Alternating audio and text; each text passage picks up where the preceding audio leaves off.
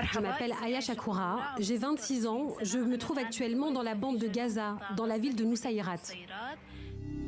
Aya, titulaire d'une licence d'infirmière, est originaire du nord de la ville de Gaza. Elle a accepté de nous livrer son témoignage sous le son des drones et quelques images. Voici sa vie d'avant la guerre.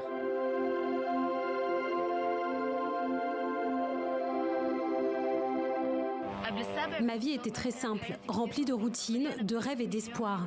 Je me réveillais chaque matin avec des objectifs clairs. Aller au travail, passer un peu de temps avec ma famille et étudier et planifier l'avenir. Malgré les difficultés du quotidien que nous rencontrions réellement, j'essayais de vivre avec dignité. Le 7 octobre 2023, tout bascule. Nous nous sommes réveillés soudainement, sans comprendre ce qui se passait autour de nous. Nous n'étions pas sûrs que le bruit que nous entendions était celui des bombardements ou non. Le matin ordinaire s'est soudain transformé en une toute autre réalité. Aya et sa famille doivent quitter leur domicile le jour même. Le début d'un exode jusqu'ici sans fin. Lorsqu'un premier cessez-le-feu est signé en janvier 2025, ils tentent, comme beaucoup, de rentrer chez eux, mais leur maison a été entièrement détruite. Depuis presque un mois maintenant, Aya et les siens vivent ici, à Nusayrat, dans le centre de l'enclave, chez un oncle, le 4e déplacement en 2 ans. Chaque jour qui passe est dominé par la peur, l'incertitude et la volonté de survivre.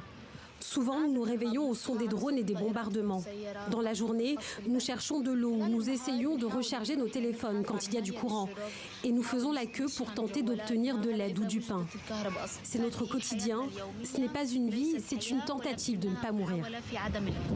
Durant cette guerre, j'ai perdu énormément de proches, parmi eux des amis d'enfance et des membres de ma famille. Aya devrait se trouver en France actuellement. Admise à la Sorbonne Université cette année dans le cadre d'un programme dédié aux étudiants exilés. Mais Paris bloque les évacuations depuis le 1er août. J'espère que les autorités françaises rouvriront les possibilités d'évacuation afin que je puisse poursuivre mes études et mon apprentissage.